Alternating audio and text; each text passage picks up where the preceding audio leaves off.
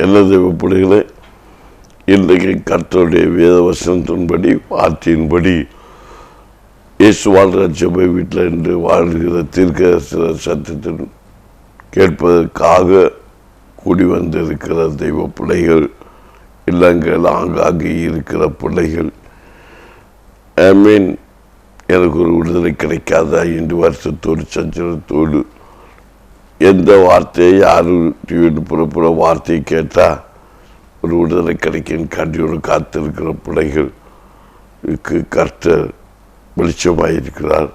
அந்த வெளிச்சம் உங்களில் உதிக்கும்படிக்கு இந்த வெளிச்சத்தின் வார்த்தையை இயேசுவான் ராஜ்யத்தில் வருகிற அந்த தீர்க்க தரிசன சத்தத்தை கொண்டு திருப்தியாக்கி கர்த்தருக்கு பயப்படுதலை ஞானத்தின் ஆர்வம் என்று சொன்ன வார்த்தையை உள்ளடக்கி கர்த்தரை பயப்படுதலை உங்களுக்கு காட்ட வேண்டிய வார்த்தையின்படி வசனத்தின்படி நீதியின் சூரியனாகிய இயேசு உங்கள் மேல் உதிப்பார் என்று சொன்ன வார்த்தையின்படி நீதியின் வசனமாகிய அந்த வார்த்தை, கர்த்தருடைய வசனம் என் கால்களுக்கு தீபம் வெளிச்சமாய் இருக்கிறது என்று சொன்ன வார்த்தை வசனத்தின்படி கர்த்தர் உங்களை நடத்தும்படிக்கு ஆமென். இந்த நிகழ்ச்சியை காண வந்து உங்கள் கேட்டுக்கொண்டிருக்கிற பிள்ளைகள், பார்த்து கொண்டிருக்கிற பிள்ளைகளை இயேசு வாழ்கிற ஊழியத்தின் சார்பாக நான் வாழ்த்தி வரவேற்கிறேன். உங்களுக்கு மேலும் கர்த்தர் நீதியின் சூரியனை உதிக்க பண்ணுவார். 2024 அறுவடை நாட்டு என்று நம்முடைய டிவி ஊழியத்துக்கு, சபைக்கு, தேசத்துக்கு, விசுவாச மக்களுக்கு கற்றுக் கொடுத்திருக்கிறார். ஆனால் அதன்படி கிரியை நடந்து கொண்டிருக்கிறது. நான் உங்களுக்கு நேற்றைய தினத்தில் சொல்லியிருப்பேன்னு நினைக்கிறேன். ஒவ்வொரு நாளும் ஒவ்வொரு வசன வார்த்தை மூலம் கர்த்தர் புதிய சத்தங்களை உங்களுக்கு கற்றுக் கொடுத்து கொண்டிருக்கிறார். நேற்றைய தினத்தை ஏசாயா தீர்க்கதரிசி 58ஆம் அதிகாரம் 7-8 வசனத்தை படிக்கும்போது பசி உள்ளவனுக்கு உன் ஆகாரத்தை பகிர்ந்து கொடுக்கிறதும், துரட்டுள்ள திறமையாளர்களை வீட்டில் சேர்த்து கொள்கிறதும், வஸ்திரம் இல்லாதவனை கண்டால் அவனுக்கு வஸ்திரம் கொடுக்கிறதும், உன் மாம்சமானவனுக்கு உன்னை வெளிச்சமாய் இருக்கிறதும் ஆமீன் அல்லவோ எனக்கு உபவாசம். அப்பொழுது விடியற் காலம் பரப்பை போல உன் வெளிச்சம் எழும்பி உன் சுகவாழ்வு சீக்கிரம் துரத்து உனக்கு உன் முன்னாலே உன் பின்னால காக்கும். ஆனால் இதில் ஒரு வருஷத்து வார்த்தையை மட்டும் இருக்காரு. ரொம்ப தொட்ட ஒரு வார்த்தை என்னன்னா, நேற்றைக்கு நான் கொஞ்சம் வார்த்தையை இதை பற்றி பார்த்தேன். உன் மாம்சமானவனுக்கு உன்னை ஒழிக்காமல் இருக்கிறதும், உன் மாம்சமானவன், நல்லா கவனிங்க. சரி, இப்போ வருஷம் இல்லாத வருஷம் கொடுக்கலாம், வீடு இல்லாத வீடை கட்டி கொடுப்பீங்க. இதெல்லாம் பயங்கர உபவாசம் அப்படின்னு சொல்லியிருக்கு கருத்து. உன் மாம்சமானவனுக்கு உன்னை மறக்காமல் இருக்கணும். அதுதான் மெயினான உபவாசம். அதில் ஒரு பகுதி நம்ம உபவாசம் இருக்கிறோம். மாம்சமான ஒரு ரகசியத்தை நீ மறைக்கக்கூடாது அப்படின்னு சொல்லியிருக்கு. வசனத்தில் பார்த்தீங்கன்னா, வசனத்து ரகசியங்களை நீங்கள் பார்த்தீங்கன்னா இன்னும் வசனம் சொல்லியிருக்கு, உன்னை நீ மறைக்காமல் இருந்தா, மதுரை நீ எல்லாவற்றையும் உன் சகோதரனுக்கு சொன்னேன்னா, நீ மறைக்காமல் இருந்தன்னா மதுரடைஞ்ச பட்டணம் போல் இருக்கிறாய். இன்னும் வசனம் சொல்லு. ஒரு புறம். இன்னொரு புறம், ஒரு மாம்சமான சகோதரனுக்கு உன்னை மறைக்காம இன்னும் வசனம் சொல்லு. ஆமேன். நல்லா கவனிங்க. இதுக்கு அர்த்தம் என்ன? ரெண்டும் உடைக்காரர்கள் தான் பிரசங்கிக்கணும். நீங்க சங்கீதத்தில் சொல்லப்பட்டிருக்கிறது. சங்கீத நீதிமொழிகள் இதை சொல்லியிருப்பார் நினைக்கிற வசனங்களை படிச்சிருக்கிறேன். எப்படி நீ உன்னுடைய ரகசியங்களை எல்லாம் வெளியாட்டி சொல்லக்கூடாது. ஆனால் இங்கே என்ன சொல்லப்பட்டிருக்குன்னா, ஒரு மாம்சமானவனுக்கு ஒன்றை ஒழிக்காதுன்னு சொல்லியிருக்கு. அப்ப ரெண்டுக்கு என்ன அர்த்தம்? இது இயேசு கிறிஸ்துவுக்கு ஜட்ஜ்மெண்டா என்ன வச்சு போனாரு? இயேசு கிறிஸ்து அப்படி ஒழிச்சாரா? ஒழிக்கவே கிடையாது. ஆனா ஒழிக்காத ரீதியில எல்லாமே அவருக்கு ஒளிப்பற்றி கொடுக்கிறது. ஆனா இது இந்த வேதத்தில் எல்லா ரகசியமும் வச்சிருக்கு, மறைச்சு வைக்கல, எல்லாம் வெளிப்பாடாதான் வச்சிருக்காரு. எல்லாம் எழுதி வச்சிருக்கு, வசனங்களை எல்லாமே வச்சிருக்கு. அது எல்லா மனுஷங்களுக்கு இந்த வெளிச்சம் தெரியல, அறியப்படல. அப்ப இயேசு கிறிஸ்து பூமிக்கு ஒளியாய் வந்தேன்னாரு. அவர் எப்படி ஒளியா வந்து நீங்க கண்டுகொள்வீங்க? இயேசு கிறிஸ்து பரிசுத்தாவின் அபிஷேகத்தை நிறைய பெற்றவர். அவர் பரிசுத்தாவினால கற்பந்தரிக்கப்பட்டவர். அவர் பிதாவின் தேவனுடைய சொந்த குமாரன். அவருக்கு வெளியிறக்கமானது ஒன்றும் இல்லை, மறைவானது ஒன்றும் இல்லை, மறைபொருளானது ஒண்ணுமே கிடையாது. அவருக்கு எல்லாம் அறியப்பட்டிருக்கு, அவருக்கு எல்லாம் அருளப்பட்டிருக்கு. ஏன்னா அவர் பூர்ணமாக்கப்பட்டவர், அவர் ஒளியை பிரகாசிக்கிறவர், அவர் அநேருக்கு ஒளியை கொடுக்கிறவர். ஆனாலும் அவர்கிட்ட இருள் கொஞ்சமே கிடையாது, அவர்கிட்ட ஒளிவே கிடையாது. யோசனையில சொல்லுதுன்னா நீ உன்னை ஒழிக்க கூடாதுன்னு சொல்லியிருக்கு. அப்ப இயேசு கிறிஸ்து என்ன சொல்லியிருக்காரு? ஒழிச்சாரா? நீதிமொழி சங்கீதக்கார நீதிமொழிகளையும் புதைபொருளா ஆவிக்குரிய அங்கேயும் வச்சிருக்கு. ஆனா சில பொருள் மறைக்கப்பட்டு இருக்கு. யோசேப்பு ஒரு புதைப்பொருளை மறைச்சு வச்சிருந்தாரு, தன்னுடைய யாருக்கு? தன்னுடைய சகோதரர்களுக்காக புதைப்பொருளாய் ஒழிக்கப்பட்டிருந்துச்சு. அது என்னன்னு உங்களுக்கு தெரியும். அது என்ன புதைப்பொருள்? அவர்கள் கொண்டு வந்த பணம், கட்டு, தட்டு, தங்க தட்டு எல்லாமே எங்க வச்சிருந்துச்சு? அவங்க மூட்டைக்குள்ளே வச்சு அனுப்புறாரு. ஆமீன். சத்தம் புதைப்பொருளாய் வைக்கப்பட்டது. எதுக்கு? அவங்க உணர்வு மணிக்கு. இப்ப இயேசு கிறிஸ்து இதை என்ன செஞ்சாருன்னா பாருங்க, காட்டி கொடுக்கப்படுற அந்த ராத்திரியில் அவர் பந்தி நடத்தினார்.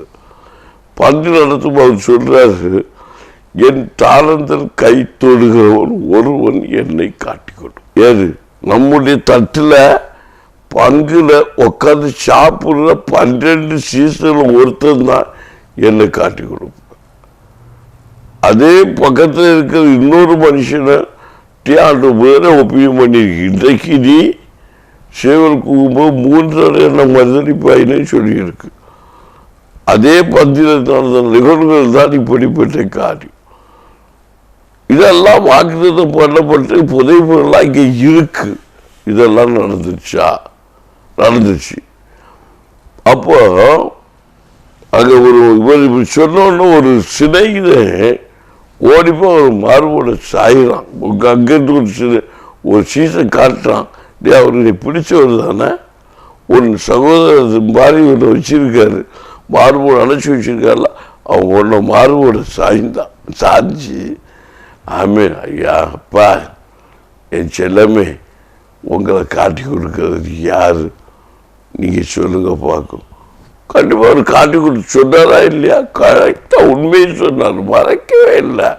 ஆனா அவனுக்கு புரிஞ்சுக்கிற ஞானம் இல்லை, மறைவாய் இருக்கிறது. கர்த்தர் அநேகர் அப்படிதான். அவர் பேசிட்டே இருந்தாரு. ஆமீன். அவர் செய்துகிட்ட வேலையை அவர் செய்துகிட்டே இருந்தாரு. அவர் அதை எதையும் மறைக்கல, அப்படியே பிச்சு கொடுத்துக்கிட்டே இருந்தாரு, பிடித்துக்கிட்டே இருந்தார். அவன்கிட்ட பேச கொடுத்துக்கிட்டே இருந்தாரு. அவன் பேசிக்கிட்டே இருந்தான். எப்போ நண்பா, அவன் அப்படி எல்லாத்தையும் புட்டு கொடுத்துக்கிட்டு, இவனுக்கும் கையில் புட்டு கொடுத்துக்கிட்டு, இவன் இந்த பக்கத்தில் எடுத்து யூதாஸ் காரியத்துக்கிட்ட தன்னோட பங்கை பிச்சு கொடுத்துட்டு அவர் சொல்றாரு. இவன் கேட்டுட்டு யாரும் உங்களை காட்டி கொடுப்பான்னு. அப்போ அவர் சொல்றாரு, இந்த அப்பத்தை பிட்டு நான் யாரிடத்துல கொடுக்கிறேனோ அவன் என்னை காட்டி கொடுப்பான்னு யூதாஸ் காரியத்து கையில் கொடுக்குறாரு. ஆமேன். அல்லேலூயா. அவன் புரிந்து கொண்டிருக்க அவருக்கு ஞானம் இல்லை, மறைக்கப்பட்டது. எல்லாருக்கும் கொடுக்கும் போதே அவர் பேசிக்கிட்டே இருக்காரு. அவங்க கூட உதாவிக்கிட்டே இருக்காரு. இவன் மார்போட சாய்ந்து இருக்கிறான். ஆனா இவன் அவர் சொன்ன வார்த்தையோ அவரையோ இவன் கவனிக்க மறந்துட்டான். மேலாப்புல பார்த்துட்டு இருந்தான். இது அநேகர் வசனங்களை மேலாப்புல பார்க்குறாங்க.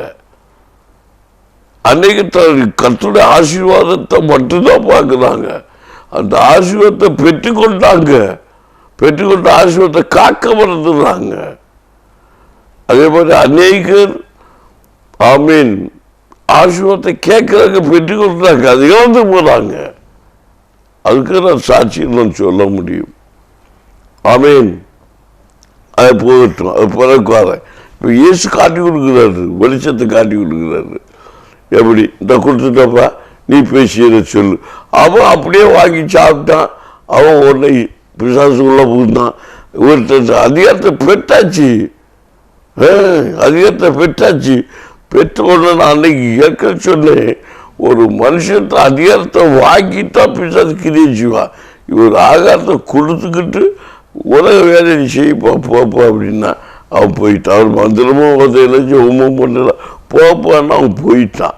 அவன் போய் இவரை காட்டி கொடுக்குற எத்தனை வாங்கி போய் பணத்தை வேண்டிட்டு இவரை போகும்போது முத்திரத்தினால காட்டி கொடுத்தான். நாண்டு கொண்டு செத்தான் போயிட்டான். சரி, அது போகட்டும். அவன் அங்கே ஒரு விஷயம் கிடக்கு. அவன் உண்மை உன் சகோதரருக்குள்ள ஒழிக்காம இருக்கிறாரு. ஒழிக்கக்கூடாது சிறைதுனுக்கு சிறுசு. இது நம்ம இயேசு போதிச்சாரு. ஒரு குறை இருந்தால் உன்னுடைய பதிவிடத்தில் ஒரு காரியம் கொடுத்து செலுத்தாதுன்னு சொல்லிட்டாரு. வெளியே வச்சுட்டு உள்ள போ அப்படின்ட்டாரு. ஒப்புரவு ஆகிட்டு வாங்குறார். இதெல்லாம் வருஷம் உத்தரிக்கப்பட்ட உதவிபொருள். ஆமீன், அல்லேலூயா, ஆமீன், அல்லேலூயா. அப்போ அவர் ஒழிக்கல, அப்படியே வெளிப்பட்டு காட்டு நிமித்தம் தான் கர்த்தர் நாம் மகிமைப்பட்டது.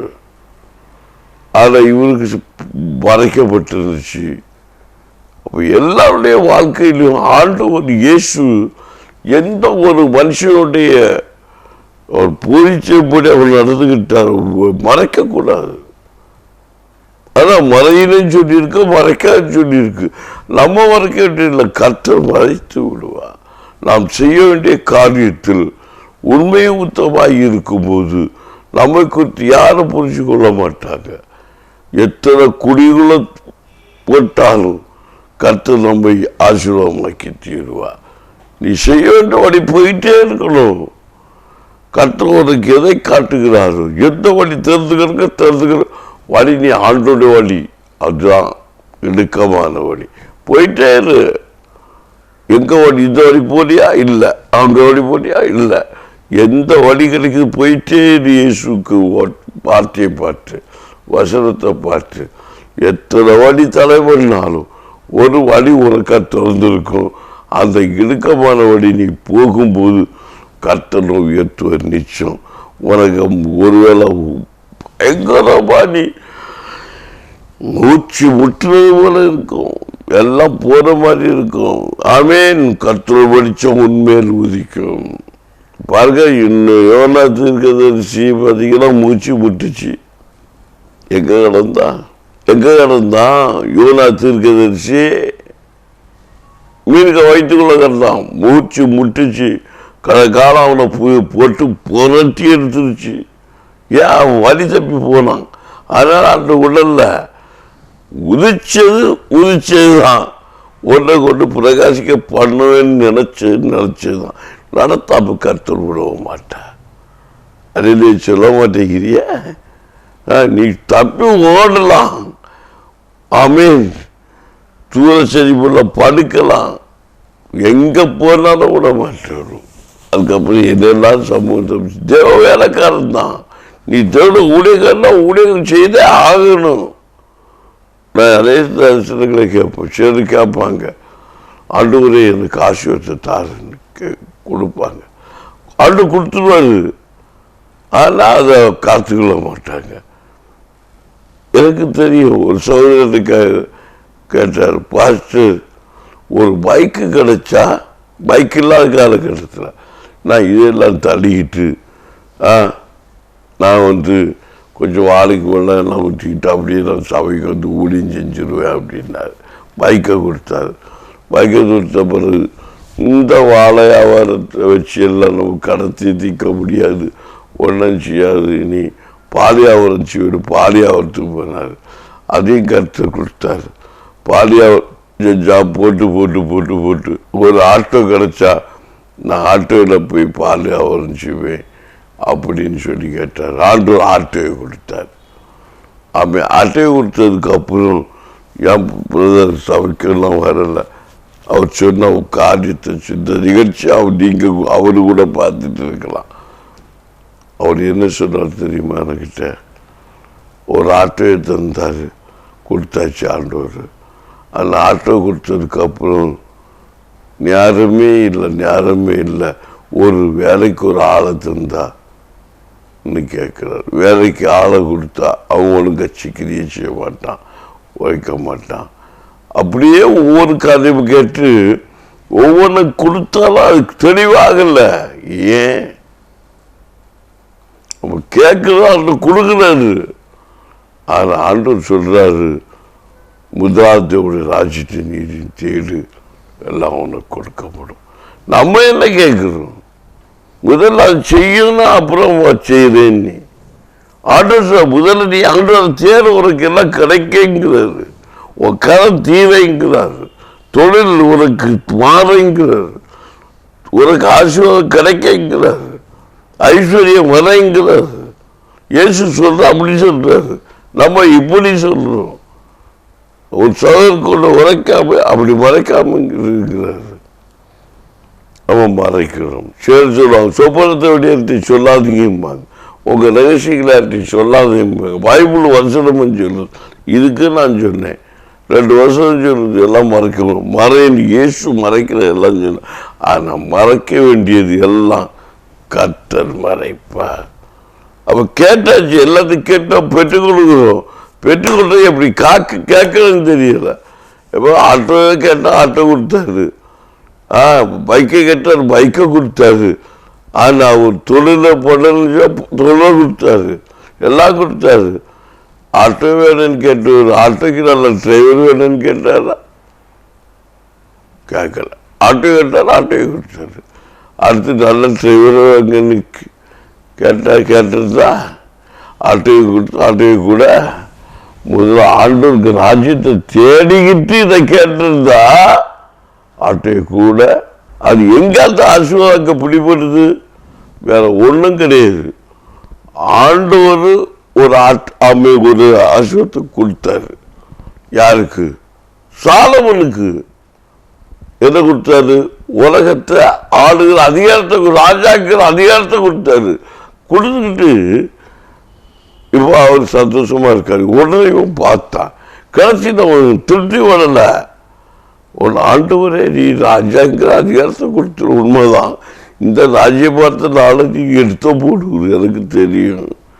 ஆனா சரியான தவறை எடுத்து போடுவான்னு தெரியும். ஆமேன். உண்மை உள்ளவர் தான் பரிபூர்ணம், உண்மை இல்லாதவர்களுக்கு இல்லை. ஆமேன். கொடுக்கிறது தான் அவர் தான், எடுக்கிறது அவர் தான். ஆண்டு எடுப்பாரா? மனம் மாறுவாரா? நீ மாறும்போ மாறுவேன்னு சொல்லியிருக்கு, மனம் மாற மாட்டேன்னு சொல்லியிருக்கு. உண்மை உள்ளவருக்கு மனம் மாற மாட்டாரு, உண்மை இல்லாதவருக்கு மனம் மாறுவார். வசனங்களை பிடிச்சி பார்த்தா அப்பா யாருப்பா மனோராஜத்துக்கு போவா? நடக்கவே நடக்காது. ஒட்டகமானது ஊசியின் காதுக்குள்ள நுழைகிறது. அப்போ அதை ஒன்று நம்ம போக முடியவே முடியாது. நம்ம விழுந்துருவோம், விழ முடியாது. ஆமா, நம்ம கேட்டது தப்பு. பெற்றுக்கொள் சரியா கேட்கல, அதான் தப்பு. ஆட்டோ கேட்டாலும் வைக்க கேட்டீங்க, காரை கேட்டீங்க, எல்லாம் கேட்டீங்க. அது ஆண்டவர் சொல்றாரு, என்ன முதல்ல தேடுங்கிறாரு. என்ன தேடி வார்த்தை கை கொள்ளு, அது மட்டும் நல்லா உனக்கு எல்லாம் கிடைக்குங்கிறார். ஞானியை தான் செஞ்சான். 1000 சூத்திரப்படி செலுத்தினான். இறங்கி வந்தார். என்னப்பா உனக்கு வேணும்? என்ன குறை? நீ நான் உலகத்தை ராஜாவை தந்துட்டேன். அப்போ இதை நடத்துறதுக்கு எனக்கு என்ன வேணும்? ஞானம் வேணும். ஓ, இவன் ஞானத்தில் கேட்டான். பலம் ஞானம் கொடுத்தா ஒன்றும் ஆகாது. இனி இப்படியான அவருக்கு சோறு வந்துருச்சு. ஆண்டவர் பார்த்தாரு, இவனுக்கு ஞானத்தையே நீ கூட்டி கொடுத்துடும். ராஜாவாக இருந்தால் அவருக்கு ஐஸ்வர்யம் வேணும். இதெல்லாம் வாரி கொடுக்குற பக்கத்துக்கு என்ன வேணும்? ஐஸ்வர்யம் வேணும். கர்த்தருடைய ஞானம் மடிந்து போகாமல் ஜெயிக்க முடியும். அல்லேலூயா. அதை கேரளத்தை ஞானத்தை கொடுத்து அதன்படி அவன் ஐஸ்வர்யவானாக வாழ்ந்தான், மகிமையை ஆட்சி செய்தான், நீதி தவறாதபடிக்கு நியாயம் செய்தான். உங்களுக்கு தெரியும், வசனத்தில் ஒரு சகோதரி கொண்டு காட்டுவா, எனக்கு அப்பள்ள செத்து போச்சும்பா. அவன் சொல்லுவா, இல்லை செத்தது அவன் பிள்ளைம்பா, உயிரோடு இருக்க என் பிள்ளைம்பாங்க. 2 பேரும் வாக்குவாதம் பண்ணிட்டு இருப்பாங்க. இது எப்படி ஜட்சி பண்ணி செய்தவா? ஒரு பிள்ளைக்கு 2 அம்மா பாராட்டிட்டு இருக்கா. என் பிள்ளைங்கிறா, அவன் என் பிள்ளைங்கிறா. ஒரு பிள்ளை செத்து கிடக்கு. எப்படி கண்டுபிடிக்கிறது? கர்த்தர் ஞானத்தை கொடுத்தார். கர்த்தருடைய ஞானம் வெளியரங்கமாக இருக்கிறது. அந்த ஞானத்தில் அவர் ஜட்ஜ்மெண்ட் போட்டாரு பாருங்க. ஏய் யாருக்கு வா வாழை எடுத்துட்டு வா அப்படின்னாரு. 2 பேருக்கு முன்ன நிறுத்தினாரு. யாருக்கு பிள்ளாமா? எனக்கு பிள்ளை. இவன் சொல்றா எனக்கு பிள்ளை, இவன் சொல்றா எனக்கு பிள்ளை. செத்த பிள்ளை அது என் பிள்ளை. 2 பேரும் செத்த பிள்ளை வேண்டாம், சாவாத பிள்ளைக்கு 2 பேரும் அடி வைக்கிறா. ஞானம் பள்ளி வேலை செய்துச்சு. வா அப்படின்னாரு. வாழை எடுத்துட்டு வரா. இந்த பிள்ளைக்கு 2 பேரும் சண்டை பிடிக்கிறாங்க. இந்த பிள்ளை 2 வெட்டி 2 பேருக்கு பிடிச்சிருக்கும். நீ இந்த பிள்ளை வச்சுக்க, இந்த பக்கத்தில் வச்சுக்க, நீ இந்த பக்கத்தில் வச்சுக்க. ராஜா கட்டாயிட்டாச்சு. இப்போ பெத்தவா அலறுகிற. உண்மையிலே பெத்தவளுக்கு தன் பிள்ளை சாகக்கூடாங்கிற உணர்வு இருக்குங்கிறத கர்த்தரை ஞானிக்கு தெரியும். ஆமேன். உடனே பெத்தவா வேண்டாம் அப்பா வெட்ட வேணாம், என் பிள்ளை அவளே வளர்த்து கொள்ளட்டும் என்று அவள் கையில் கொடுத்தா. கண்டுகொண்டான் இவள்தான் பெற்றவள் என்று. கண்டுகொண்டு அவள் தான் உண்மையான தாய் என்று கொடு என்று சொல்லி பொய்யான தாயை தண்டனை கொடுத்து திரும்ப விட்டாள் என்று பார்க்கிறோம். இது கர்த்தருக்குடைய அறிவு. கர்த்தருடைய வெளிச்சத்தில் உண்டான பரம ரகசியத்தின் தன்மை புரிந்து கொள்ளவில்லை. ஆமேன். அப்போ நம்ம கேட்கறது முதலாவது ஒரு அஞ்சிட்டு எல்லாம் ஒரு கூட கொடுக்கப்படும். ஒரு சகோதரனுக்கு கூட மறைக்கக்கூடாது என்று சொல்லி இன்றைய தினத்திலும் இந்த வேதவசன ரகசியங்களை மறைவர்களாக புதைக்கப்பட்ட ரகசியத்தை உங்களுக்கு நான் கொடுத்திருக்கிறேன். அறுவடை ஆண்டு 2024 இன்னும் உனக்கு ஆசீர்வாதம் தான், உங்களுக்கு கொண்டாடுறது தான். ஆனால் விதைக்கிறது, இன்வெஸ்ட் பண்ணுறது எங்கே, எப்படி, எதற்கு, எப்போ, எங்கே பண்ணுறோம், எப்படி பண்ணுறோம்? வார்த்தையின்படி வசனத்தின்படி ஒப்புகடு, ஜெயமடு, அறுவடை உனக்கு காத்திருக்கிறது. இப்போதே ஜெபித்து பெற்றுக்கொள். நன்றி. ஜெபிப்போமா? அன்பின் பரலோக தகப்பனே, உம்மை கூப்பிடுகிறேன். பரிசுத்த ஆவியானவரே, உம்மை ஸ்தோத்திரிக்கிறோம், மகிமைப்படுத்துகிறோம். கர்த்தரை கிருபை, தெய்வ பிரசன்னம் எங்கள் பிள்ளைகளை சூழ்ந்து கொண்டு இருக்கும்படிக்கு எந்த பலவீனம், எந்த உபத்திரம், எந்த போராட்டம் எங்கள் பிள்ளைகளை தொடாதபடிக்கு வார்த்தை வசனங்கிற வெளிச்சத்துக்குள்ளே பிள்ளைகள் வந்து மேன்மையை காணு. அப்போ இறக்கம் திக்கட்ட பிள்ளை விதவை கைம்பெண்களுக்கு ஆண்டவரே இவர்கள் ஆசீர்வதிக்கப்பட்டவர்களாக இருந்து உபவாசித்து கர்த்தருடைய ரகசியத்தை காட்டிக்கொண்டு விடுதலை பெற்றுக்கொள்ள அப்படி இறக்கம் செய்யும். இவர்களுக்கு உறவமாய், நன்மைக்கு உறவமாய், ஆசீர்வாதத்துக்கு உறவமாய் போராடுகிற எல்லா சக்தியுடைய கிரியைகளும் இயேசுவின் நாமத்தில் அகற்றப்படுவதாக கட்டளையிடுகிறேன். சத்தம் தொனிக்கிற ஒவ்வொரு இல்லங்களிலும் கர்த்தருடைய வசனம் கிரியை செய்வதாக. வார்த்தை வசனம் கிரியை செய்யாதபடி போராடுகிறது எல்லா அந்நிய வல்லமை சட்டுரை கிரியைகளையும் இயேசுவின் நாமத்தில் முறியடிக்கிறேன். இயேசுவின் வல்லமை வெளிப்படட்டும். யூதராஜ சிங்கத்துடைய வல்லமை அந்நிய வல்லமை நுகங்களை உடைப்பதாக இயேசு வாழ்கிறீர் என்பதை சகல ஜாதிகள் ஜனங்கள் அறிந்து கொள்ளத்தக்கதாய் கிரியை செய்யும். இன்றும் இயேசு வாழ்கிறார். அவர் மரித்தவர் உயிர்த்தார். மௌனமாயிரார். நியாயம் தீர்க்க வல்லமை உள்ள தெய்வம் இயேசு என்பதை இவர்கள் கண்டுகொண்டு மகிமையாய் பிரகாசிக்க ஒப்பு கொடுத்து ஜபிக்கிறார். இது என் ஜனம் இஸ்ரவேல், நீ என் ஜனம் இஸ்ரவேல், நீ என் ஜனம் இஸ்ரவேல், நீ என்னால் மறக்கப்படுவதில்லை.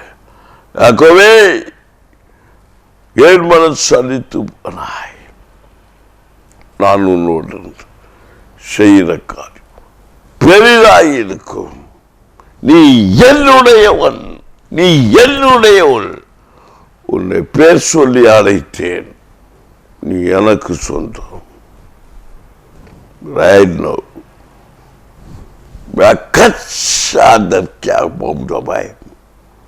இயேசுவின் நாமத்தில் ஆசீர்வதிக்கிறேன். பலப்பட்டு கிருபைக்குள்ளவை நன்மையாய் நிரப்பு நல்ல பிதாவே. ஆமென், ஆமென். எனது பிள்ளைகளே, நாளையிலும் வாங்க, கற்ற கிரியை செய்யும்படி இலக்கம் செய்வார். நாளைக்கும் இதே வசனத்தோட வார்த்தையோட கர்த்தருடைய வெளிச்சம் உங்கள் மேல் உயிர்க்கும்படிக்கு கற்ற கிரியை செய்வாராக.